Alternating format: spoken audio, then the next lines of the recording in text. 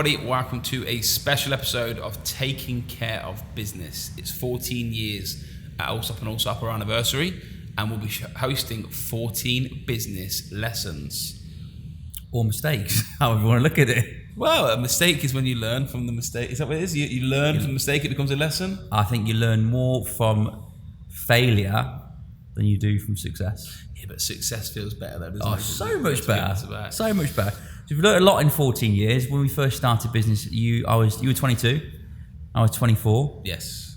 That was a wildly long time ago. I was thinking about this before, and I was thinking, do you remember like you go in a sales meeting and you'd hire a 35-year-old or 30-year-old, and there's a 22-year-old CEO in front of a 24, and we're going, you must do this. They must have been thinking at that point, Who are you? Who are you?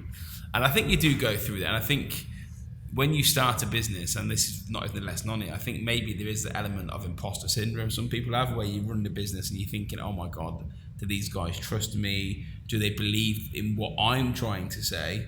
Or saying you fake it till you make it. Yeah, but you know what? With me, I don't know what it was. I always had this self-belief that like, you're going to listen to me because I know what I'm doing. Do you know what I mean? Yeah. I think some people don't have that. And I think that comes with experience. And it goes back to maybe lesson number one is when you're starting a business. One of the best tips I would give somebody is being an expert in a business that you're going to start will give you a massive help up in terms of knowing how to do the job, the processes, how to generate business. Do you know what it's like? It's others having confidence that what you're saying is true. Obviously, before we started the business, I've been doing it 8 years, estate agency, real estate.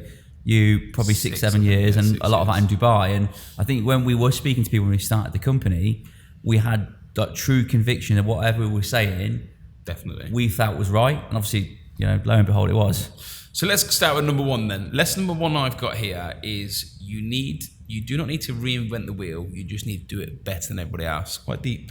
Very deep. Well, look, when we talk about real estate, I mean, they talk about doing things differently and involving tech, but the reality is real estate is actually just speaking to people, matching them to the right property, to the right person.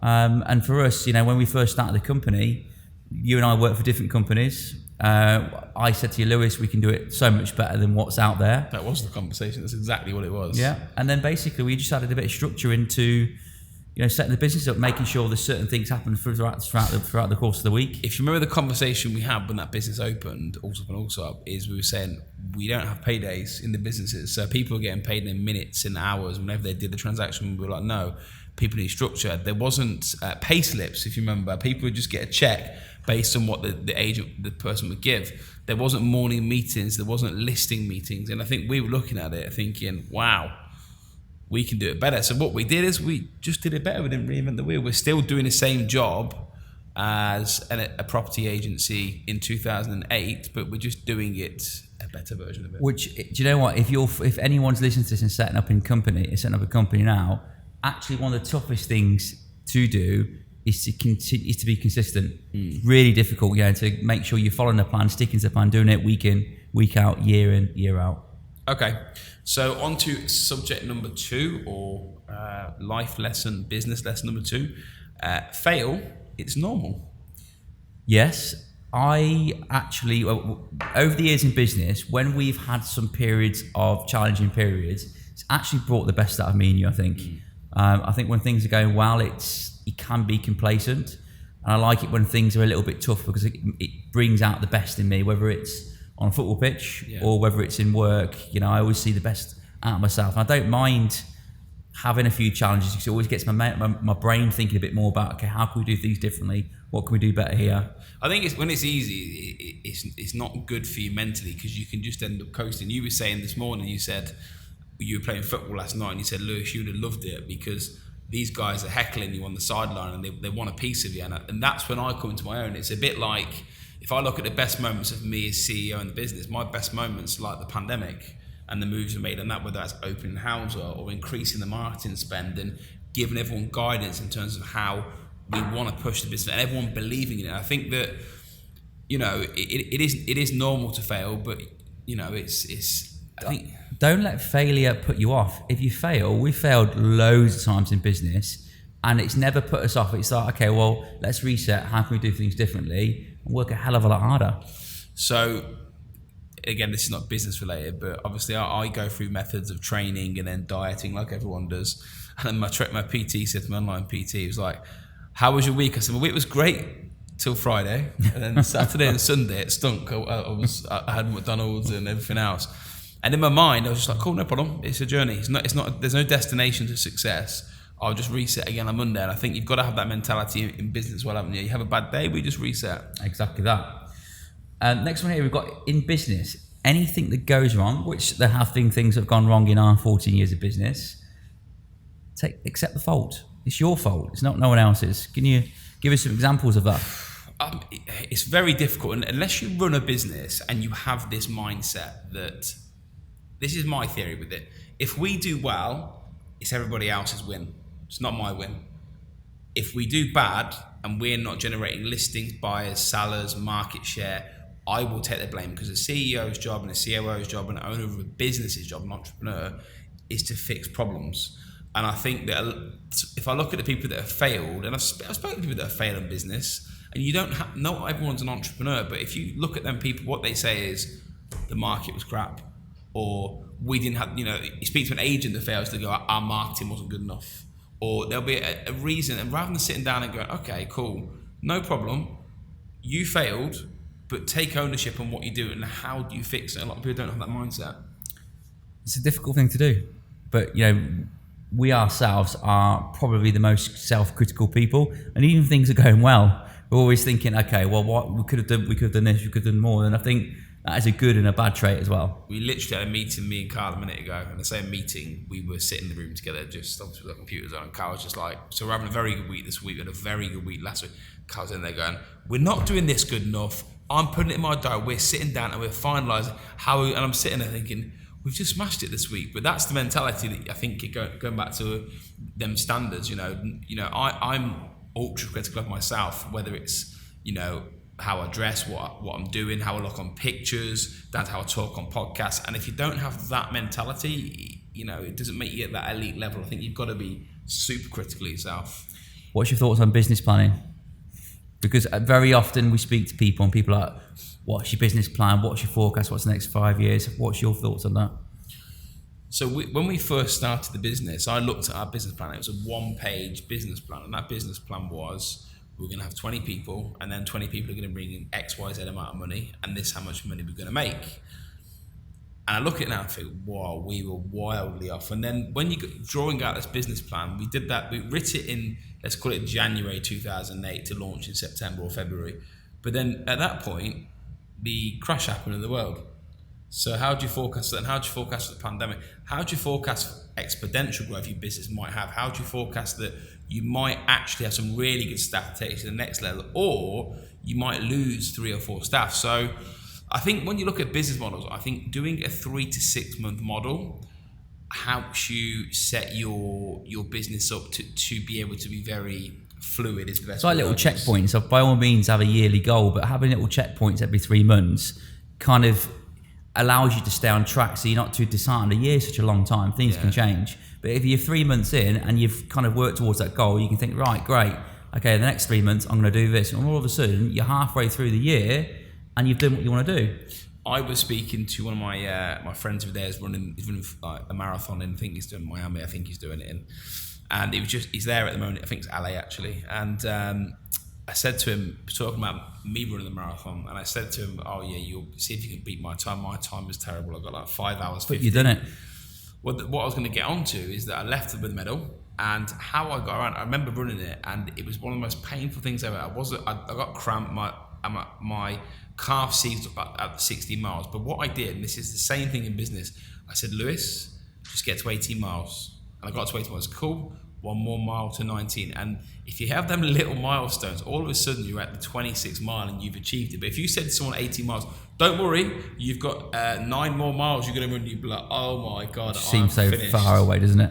And that's the way you've got to run it in business. You genuinely can run a business and go, let's get to here in 3 months. And if it's achievable, you all drive towards it. So yeah, I'm not a big believer in big business models. I don't believe they work. If you look at the biggest companies in the world, let's take Purple Bricks in real estate. Let's take the biggest companies, go and have a look at their forecast and see how close they probably came to them. It'll be probably a little bit off based on, and probably up as well compared to their forecasts. So for us, short, sharp, objective-based business plans work for us rather than longer-term ones.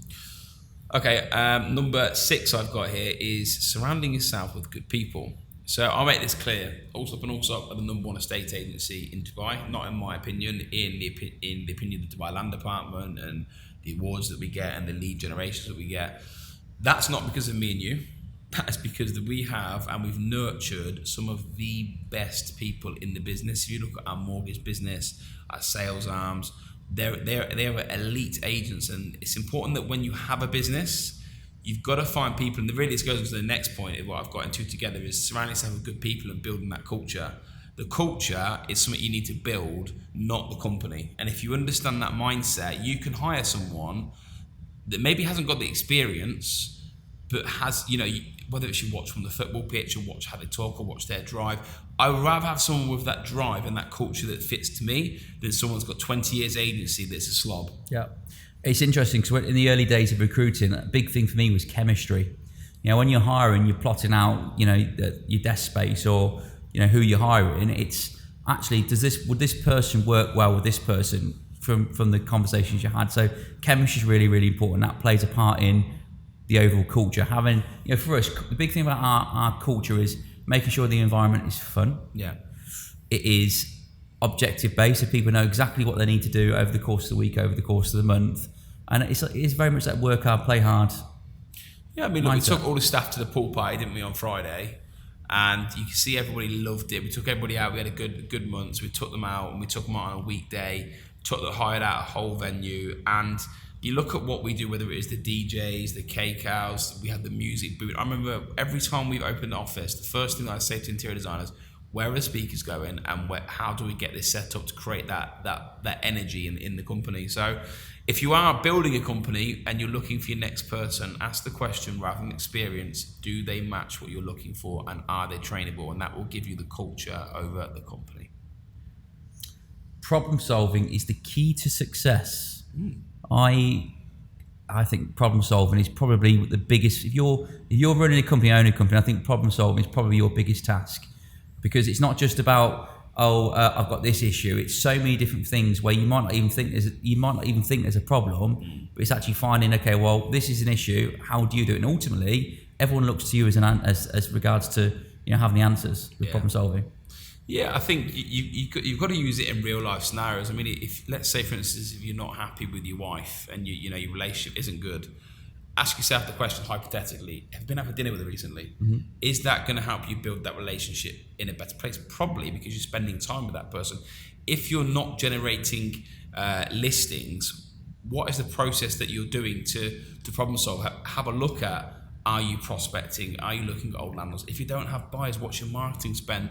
So for me, problem solving on every single level of the business is important, but how you do it is figure out what the problem is, you write down the solutions, and then you action them solutions, knowing the logic behind it will actually work. And not enough people look at it at such a basic level like that to figure out what the problem is. Definitely.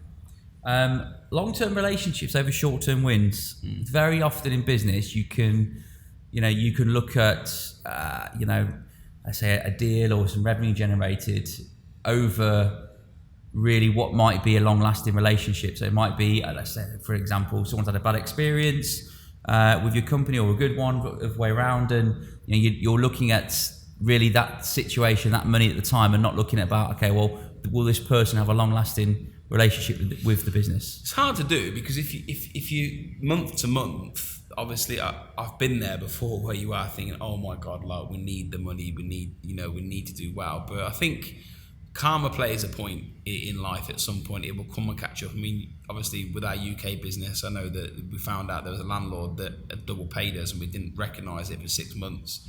You seen it and was like, just to let you know, I'm sending the money back. And we're like, of course, we're going to send the money back. Then obviously recently, yesterday in fact, we gave back nearly £11,000 to a customer that bought a villa from us because our conveyance and service wasn't great, and the customer was like, you don't need to do that. And my answer was, well, I don't obviously I'm not loving doing it, but it's the right thing to do if the experience isn't where it needs to be, and that's what you're paying for. And I know that customer will come back to us, they'll tell their friends that, and there will be a natural knock-on effect. So from my point of view, long-term relationships, if you're planning on being here long-term, you've got to understand you want people to talk bad about it. I know I can walk into a room and no one could say anything negative about us in the market because doing the right thing is so important, really. And I think that's why we're still here 14 years later. Just about. Next one I've got on this is social media and understanding technology that's working. So, and it is continuing to work. But as you're in a business and you're running a business, your job is to know what are the points of visibility for your customers, because if you look at our business, when we launched it in 2008, we were in the papers, and that was our thing, and we were spending hundreds of thousands of dirhams to advertise in the papers. We made a decision that the internet was the way forward. We then pushed onto the internet. We're now on videos on YouTube, Instagram, TikTok. I mean, our YouTube last week, how many hours views did it have, you said? I think it was like 1,500 hours watched last week. And if you go back a year and a half ago, it's 150 hours. And I think that what we're doing is we're just continually investing into what we believe is working. But what it is with social media, and this is, I'm going to leave this for everybody to digest on social media, and this is my opinion on it. A lot of people get butthurt when they put something on and they don't get the comments or the likes. Honestly, it kills them. But success for me on social media is when someone actually views it. Because how many people do you go, oh, Carl, I saw your picture, but they didn't comment? Is that a success to you or not? Yeah, I think social media, the way I look at it, is it's your mouthpiece to the world. Yeah. It's your way of kind of shouting about what you're doing, whether it's good customer stories, whether it's something new that you're bringing into your business. And, I think with social media, it's about repetition. Yeah. It's about continue doing it and not being disheartened about, the likes and the hearts and whatever it might be. The hearts, oh my God, that's how you know my age out of the game, the hearts. But yeah, I mean, I'll let you digest that one. My lesson for social media is post, upload, make it visible, make it relatable to what you're doing. But remember, people are watching it; they're just not commenting. Do not let that upset you. Okay, 4 more lessons to learn here lessons we like to pass on. Hard work outweighs talent. Talent can be taught. Something that I did not know when I first started this business, that I would have said I'd take someone more hard working over talent. Me personally, is what I've always prided myself on, is I've always probably been one of the more harder working people, workhorse, in the company. And I just think, like, if you're behind someone in terms of skill or knowledge, if you work hard on them, you'll catch up sooner or later and surpass them in a long, long way. And I just think you cannot teach someone to work hard. It's in there or it's not in there. And I think there's no excuse if you're setting up in business. You're setting up in a new career, there is no excuse for you not to be there every second of the day. When we were going to work, we were probably getting into the office at 7:30 every day, not getting home till 10, 11 o'clock. We used to, so this is what we used to do. Obviously, we had a villa, didn't we? So we would have the key for the front door. So people would we would be the first one there. We'd have to be there with the front door to lock up. And then we would leave and we would hoover the office and then lock the front door at 7, 8, 9, 10, whatever time we finished, and we were doing our deals, and then repeated that process. And it's long days, isn't it? Very, very long days. But again, that hard work, if we didn't put that hard work in at the start, we never would have been where we've been now today. So anyone setting up a business. Do you think you work as hard now? Or do you think you work different? I think we work different. I definitely work different. I mean, I think goes back to what I said before. We've got very good people around us now. Well, I think if you're running a business, you work hard when you're growing and you're going in growth mode, but there comes a point where you understand how your business operates, and you can use them hours in different ways to be more effective for the business. And there's a saying, is that you either work in the business or on the business. And I think if you're working on the business, you don't need to be working 15 hours a day. You can get away with working probably 10, 11 hour days. Do you know what it is for me? I need, if I've got 3 or 4 hours where I'm just absolutely in the zone, I will do so much in that 3, 4, 5 hours. Doesn't mean I'm not doing anything else in the other 4, 5, 6, 7 hours, but I might have a busy period between 9 and 12, then might get around and speak to different people, but actually I'm on my laptop then after dinner at 8 till 10, following up and doing other stuff at night time. So you don't stop though, do you? That's what a lot of people do. They go, I need my work-life balance. I messaged someone the other day in work, I'm not going to name names who it is, But I messaged them to send me something, and I sent it at 7 p.m. and I didn't get a response until 9 a.m. And I just thought to myself, if you emailed me, I'm the CEO, I will respond at any time. And that's the difference between someone that is in salary collecting mode to someone that's trying to build a career. They're massively different. Well, do you know, when this part on this one, my working hard, so on my wedding day, on my honeymoon, and what else, big days, I think even probably when my kids were born, I was doing something, whether it might have been releasing salaries or responding to an email, I was doing something. So for me, running the business, there are no days off whatsoever. No. And that really knocks on to number 13 I've got here, is about health. Health, I think as I've got older, I've realised is a key component for me personally. And what I mean by key component, I'm not sitting there saying I drink wheatgrass shots every day, but I've learned that for health for me keeps me mentally in a very good place. So one of the main things that I like to do is I like to train 3, 4, 5 days a week, depending on how busy I am, to keep me in a mentally fit place to run the business. Would you say that's an important part of any? Let me tell you now. So if I don't work out, I am the grumpiest man in the world. So at least 5, 6 days a week, sometimes 7 in the morning. I have to work out in the morning. It just changes my whole mental state for the rest of the day. So for me, looking after yourself, particularly as you get older as well, I'm edging towards my 40s. Oof. So I'm edging towards my grave ever so slowly. Wow, that's a bit deep. Deep now, grave. But now I need to look after myself. But it just changes your whole mindset. So someone says that I don't have time, I don't buy it. I really don't. Do you know I didn't go to the gym until I was 26? How mad's that? 25, not anymore though.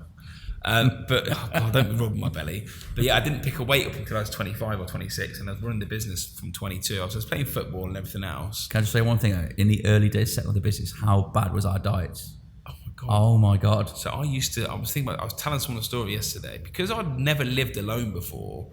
I remember I used to order cases of Mountain Dew, and I'd drink a case in a week. And I think about that and I thought, oh my There's God. so much sugar in Mountain Dew. And then obviously the takeaways, we'd go through the triangle of death, we called it, and it was the Chinese. What was the Chinese called? Oh God, it was it Panda? Something? No, it wasn't Panda, it was something else. So we'd have the Szechuan beef in the morning, like late morning, and then you go to Hippopotamus where you get like the onion rings and the steak, and then you'd end up, what was the final one you'd do? Charlie's grilled sub. And that's in one day. So you can imagine the amount of calories. So yeah, it's a bad place to be. Stay healthy. Definitely. Don't do what we did.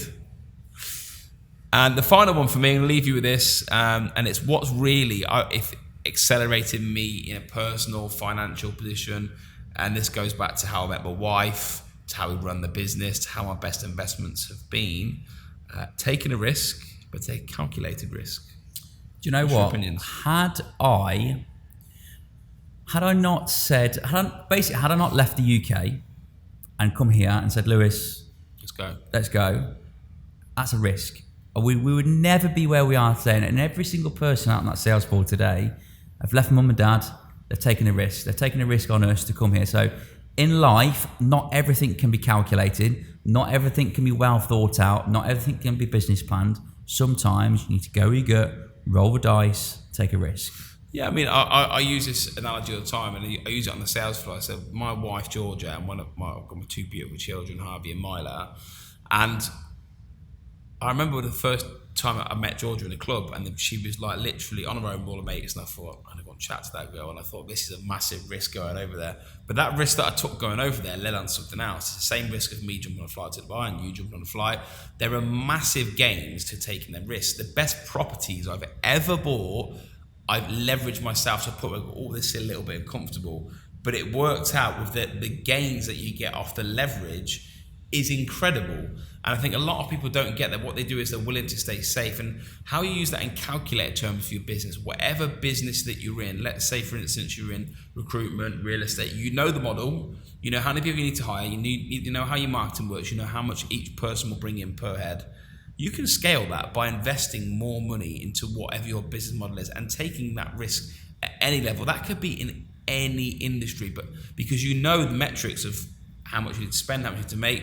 But I suppose what Grant Cardone says is you 10x in what you're doing. I mean, I've never read it, but I get the concept behind the 10x. I think there's a big difference between taking a risk and being reckless. Yeah, reckless. And for us, you know, I think most days we take risks. We do. It might be very, very small. It might be, should we order a Charlie's Grill sub today? It's a risk. Well, that's a risk. That's risk for the heart. We're not doing that. But no, okay, Carl. Take a risk, be brave, because we only get one life. Oh, wow. We'll leave it on that. Yeah. Bloody hell. 14 years of life lessons in business. Any questions you want to DM us with? I am very active on LinkedIn, and so is Carl. I'm a little bit more active. A little bit, yeah. He might message you back in a month. There's no hearts on LinkedIn, is there? We hope you enjoyed life lessons in business, and we will see you soon. Bye. Bye.